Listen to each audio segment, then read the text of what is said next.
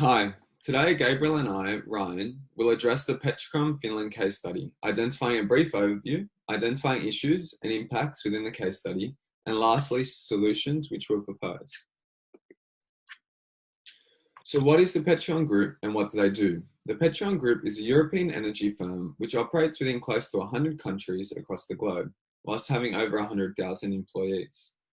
They have recently changed their organizational structure from a multi-domestic approach, which aims to have high levels of local responsiveness and low levels of integration.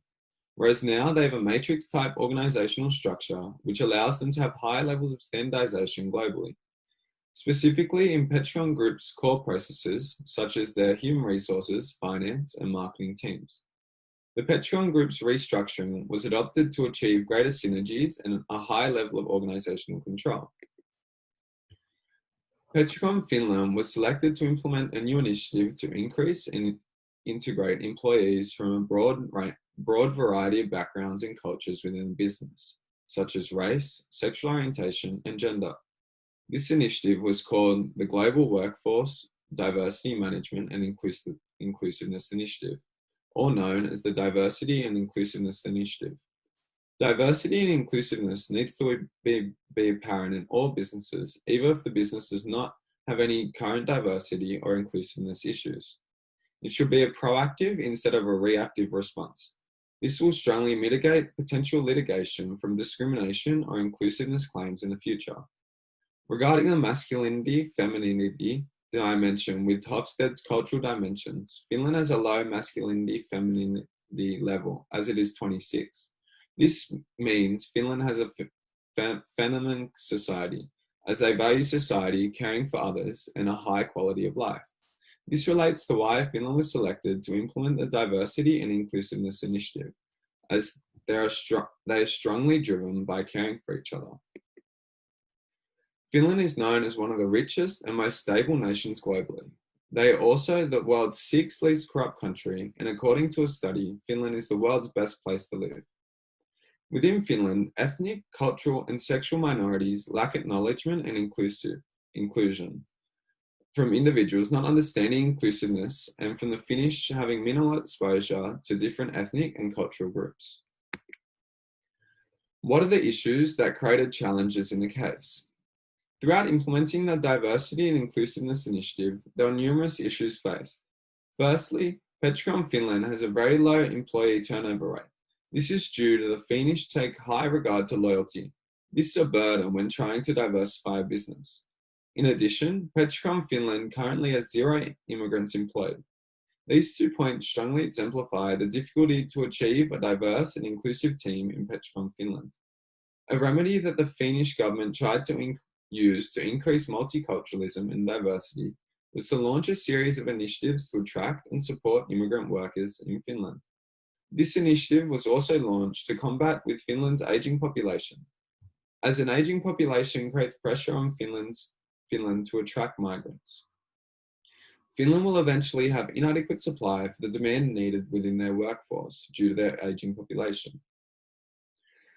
As 40% of Finland's population would not be in the workforce in 2020 if there is not an increase in immigrants from the government initiative. However, this initiative did not increase multiculturalism and diversity significantly, as these 2 topics in Finland still remain relatively low. This is a dominant issue when Petrocom Finland is trying to implement the Diversity and Inclusiveness Initiative. Another key issue throughout implementing the Diversity and Inclusiveness Initiative is there were no set guidelines for the initiative within their human resource management. This reduced the level of unity and standardization in the group, whilst creating uncertainty between different human resource managers in different countries on implementing this initiative. As well, it does not align with their organizational restructure, as their new organizational structure aims to have high levels of standardization globally. Furthermore, they are contradicting this from not having set principles and processes through standardization to achieve their Diversity and Inclusiveness Initiative. Throughout the case study, many issues arose, ranging from the initial implementation of the Diversity and Integration Initiative to the concluding of the initiative itself.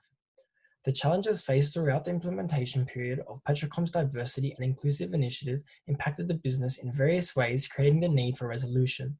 Some of the impacts that were observed throughout the case study included harassment and racism to minorities, hiding sexual orientation, disagreement on priority of initiative, high uncertainty avoidance, and a centrally driven strategy becoming hindering. The challenge of an aging workforce encouraged the need for minorities within the working environment. However, the national culture of Finland and lack of diversity impacted the business in detrimental ways, which was showcased through the employees' demeanor towards immigrant employees. Finland as a whole only has 6 ethnic groups according to Index Mundi, consisting of Finn, Swede, Russian, Estonian, Romani, and Sami. Various acts, such as the harassment and racism used against sub-Saharan African minorities within the workplace, were impacts of low exposure to minorities within Finland's homogeneous culture. This catalyzed further impacts, such as employees hiding aspects of their life, such as sexual orientation, as they were scared to express sensitive information with co-workers. It is noted from the works of Croucher that culture has a major effect on the decision-making of an individual, and countries or regions with higher religiosity are less likely to engage in risk-taking behavior, which encapsulates the impact of disagreement on level of priority. This correlates to Finland's high score of individualism and uncertainty avoidance on Hofstede's cultural dimensions, as there is a strong link in individualist societies being confrontational opposed to collectivists. Finland currently scores an uncertainty avoidance score of 59, which accommodates for the unwillingness to cooperate with the diversity integration initiative as a whole. The use of a centrally driven strategy accompanied by the reserved nature of Finnish culture catalyzed impacts such as denial in employees' attitudes towards diversity, as the situation required individuals to change their perspective on sensitive topics. Lack of preparation and targets set by headquarters removed the connection between the initiative and its employees, as needs did not suit Finnish culture and prompted the disapproval of voicing personal matters in the workplace, resulting in little to no change in employees' attitudes. Due to the severity of the challenges faced throughout the implementation process, Petrocom introduced a wide range of solutions to effectively deal with the matters at hand. These solutions were the implementation of the Diversity and Management Inclusive Initiative as a whole, the appointment of diversity coordinators, diversity training for all managers, auditing of diversity implementation, strict application of performance with scorecards, removal of affinity groups, and changing top-down strategy to subsidiary control decisions. The initial solution to the diversity issue within Finland was the implementation of a diversity management and inclusive initiative. This initiative was implemented to combat the lack of exposure to minorities due to the homogeneity in nature of aspects like culture, race, religion, and linguistics. This was ultimately to attract foreigners and minorities into working for Petrocom in Finland, as the challenge of an aging workforce began to become more prominent over time. The approach itself included multiple strategies and different channels in order to accommodate for the vast implementation that was about to be introduced.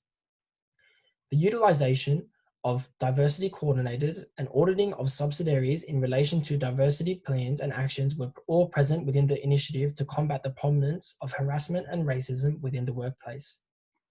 With strict application of scorecards, managers are able to see the progress of the implementation process and conduct research into whether diversity is being achieved throughout. Another proposed solution was the removal of the centrally driven approach to a less standardized approach, as it would have better suited Finnish culture due to the unique nature in which they operate. A sense of connectedness is important to establishing guidelines, as it provides relations between individuals, giving them a sense of identity, which is essential to achieve diversity. By adopting a subsidiary-based decision-making approach, employees can feel a sense of connection to the initiative, giving them reason to adhere to protocols and procedures. The use of training modules specialized to suit a non-centrally driven approach is recommended for Petrocom in order to increase productivity and coherence between management and employees.